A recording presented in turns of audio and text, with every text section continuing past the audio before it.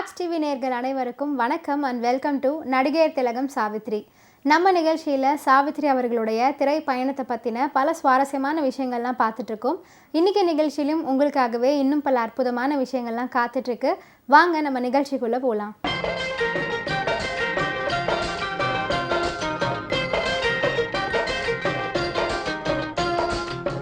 மகா நடிகை சாவித்ரி அவர்களின் வெற்றி திரைப்படங்களின் வரிசையில் 1964 வெளியான திரைப்படம் தான் வேட்டைக்காரன் அப்படிங்கிற திரைப்படம்.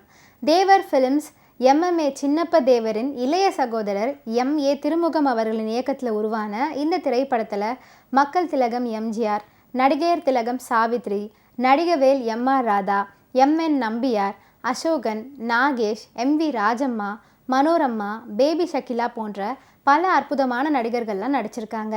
இந்த திரைப்படத்திற்கு இசையமைத்தவங்க யார் அப்படின்னு பார்த்தீங்கன்னா திரை இசை திலகம் KV மகாதேவன் அவர்கள்.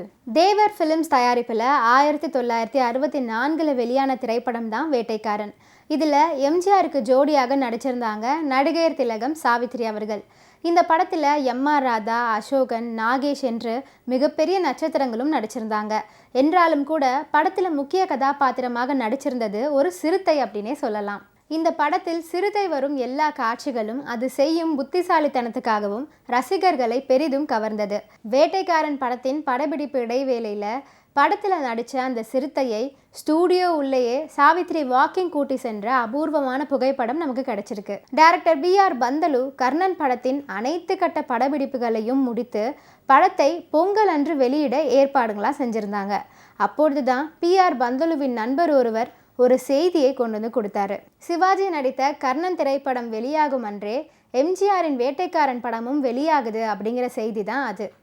ஒரே நேரத்தில் 2 பெரிய நடிகர்களின் படங்கள் சேர்ந்து வந்தால், தனித்தனியாக வந்தால் தான் அந்த படங்களுக்கு நிறைய வசூல் கிடைக்கும்.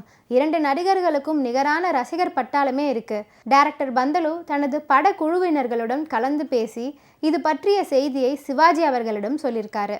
சிவாஜியும் யோசனையில் ஆழ்ந்தார். சாண்டோ சின்னப்ப தேவரை வரவழைத்து பேசினாங்க. அவரும் படம் எடுத்திருப்பது தேவர் ஃபிலிம்ஸ் தான். ஆனால் படம் வெளியாகும் தேதியை சின்னவர், அதாவது எம்ஜிஆர் அவர்கள் தான் முடிவு பண்ணுவார், அவரிடம் எப்படி பேசுவது அப்படின்னு கேட்டாராம். இறுதியில் படக்குழுவினர் ஒருவர் சொன்ன ஐடியா படி சிவாஜி நடித்த கர்ணன் படத்தை எம்ஜிஆருக்கு மட்டும் தனியாக போட்டு காட்டலாம் அப்படின்னு சொன்னார். அதன் பிறகு இது பற்றி பேசுவது என்று முடிவு செஞ்சாங்க. எம்ஜிஆரை சந்திச்சாங்க.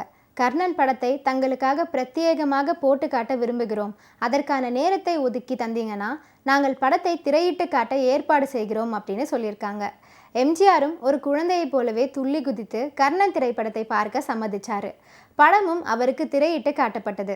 கர்ணன் படத்தை பார்த்துவிட்டு நடிகர் திலகம் சிவாஜியை மனதார பாராட்டினார் எம்ஜிஆர். அற்புதமாக நடிச்சிருக்கீங்க, அப்படியே கர்ணனாக வாழ்ந்து காட்டியிருக்கீங்க அப்படின்னு சொல்லியிருக்காரு. இவரை போல ஒரு சிறந்த நடிகரை எங்கேயும் பார்க்கவே முடியாது என்று மனம் திறந்து பாராட்டியிருக்காரு. படத்தின் பிரம்மாண்டத்தையும் டைரக்டர் BR பந்தலுவையும் மற்ற கலைஞர்களையும் வாயார புகழ்ந்திருக்காரு. படம் வெற்றியடைய அனைவருக்கும் வாழ்த்துக்களையும் சொல்லிட்டு அங்கிருந்து கிளம்பியிருக்காரு எம்ஜிஆர். படப்பிடிப்பு குழுவினரும் டைரக்டர் BR பந்தலுவும் அவரிடம் வேட்டைக்காரன் படம் கொஞ்சம் தள்ளி வெளிவந்தால் உதவிகரமாக இருக்கும் அப்படின்னு சொல்லியிருக்காங்க. அந்த நேரத்தில் பேச தயங்கியிருக்காங்க. மறுநாள் சாண்டோ சின்னப்ப தேவரை வச்சே எம்ஜிஆரிடம் பேசியிருக்காங்க. அவரும் அமைதியாக எல்லாத்தையும் கேட்டுட்டு படம் பார்த்தேன், பிரம்மாண்டமாக இருந்துச்சு, நண்பர் சிவாஜியும் அற்புதமாகவே நடிச்சிருக்காரு, படத்தை தைரியமாக ரிலீஸ் பண்ண சொல்லுங்க, அதே நேரம் வேட்டைக்காரன் படமும் அதே நேரத்தில் வெளிவந்தால்தான் நல்லது, தம்பி சிவாஜி ரசிகர்களுக்கும் படம் பார்த்த சந்தோஷம் கிடைக்கும், எனது ரசிகர்களுக்கும் படம் பார்த்த சந்தோஷம் கிடைக்கட்டும், மொத்தத்தில் எல்லா ரசிகர்களும் இந்த 2 படத்தையும் பார்க்கட்டும் என்று பதில் சொல்லி அனுப்பிட்டாரு. வேட்டைக்காரன் மற்றும் கர்ணன் ஒரே நாளில் வெளிவந்துச்சு. வெளிவந்த தியேட்டர்கள் வாசலில் மிகுந்த பொருட்செலவில் தயாரிக்கப்பட்ட கர்ணன் படத்திற்கான விளம்பர பேனர் பிரம்மாண்டமாகவே வைக்கப்பட்டிருந்துச்சு. சூரிய பகவான் பல குதிரைகள் பூட்டப்பட்ட ரதத்தில் வருவது போல பேனர் பிரம்மாண்டமாக வைக்கப்பட்டிருந்துச்சு. வேட்டைக்காரன் ரிலீஸ் ஆன தியேட்டர்களில் இரும்பு கூண்டு வச்சு அதில் நிஜமான ஒரு புலியையே அதில் அடைச்சி வச்சுருந்தாங்களாம். படம் பார்க்க வந்த அனைவருமே நிஜ புலியை பார்க்க கூட கூட்டம் கூடியது. கர்ணனுக்கு பாராட்டுகள் குவிந்தன. ஆனால் மிகுந்த பொருட்செலவில் தயாரிக்கப்பட்ட அளவிற்கு படம் வெற்றி பெறவில்லை. குறைந்த பட்ஜெட்டில் எடுக்கப்பட்ட வேட்டைக்காரன் மிகுந்த வசூலை அள்ளி கொடுத்தது. பின்னாட்களில் எம்ஜிஆர் BR பந்தலுவுக்கு 1000 ஒருவன் படத்திற்கு கால் ஷீட் கொடுத்து அதிக லாபம் பெற வச்சார். பின்னாளில் அதே கர்ணன் திரைப்படமும் மறு வெளியீடாக சில ஆண்டுகளுக்கு முன் வெளியாகி வசூலையும் குவித்தது. 1964 தேவர் ஃபிலிம்ஸின் வேட்டைக்காரன், தொழிலாளி ஆகிய படங்கள் மெகா ஹிட்டாக இருந்துச்சு. அது சென்னை மாநகராட்சி தேர்தல் சமயம். எம்ஜிஆரின் பிரச்சாரம் திமுகவின் வெற்றிக்கு பெரிதுமே உதவியாக இருந்துச்சு. தேர்தல் பிரச்சாரத்தில் காங்கிரஸ் தலைவர் காமராஜரே எம்ஜிஆரை மறைமுகமாக இப்படி சொல்லியிருக்காரு, வேட்டைக்காரன் வருவான், ஏமாந்துராதீங்க அப்படின்னு சொல்லியிருக்காரு. கர்ம வீரரே இப்படி சொல்லியிருக்காரு என்றால் எம்ஜிஆரின் அபார வளர்ச்சி எப்படிப்பட்டது என்பதை நீங்களே புரிந்து கொள்ள முடியும். இன்னைக்கு நம்ம நடிகர் திலகம் சாவித்ரி நிகழ்ச்சியில் பல சுவாரஸ்யமான விஷயங்கள்லாம் பார்த்தோம். இதெல்லாம் கேட்டு ரசிச்சிருப்பீங்கன்னு நினைக்கிறேன். இந்த நிகழ்ச்சியை தொடர்ந்து பாருங்கள். நன்றி, வணக்கம்.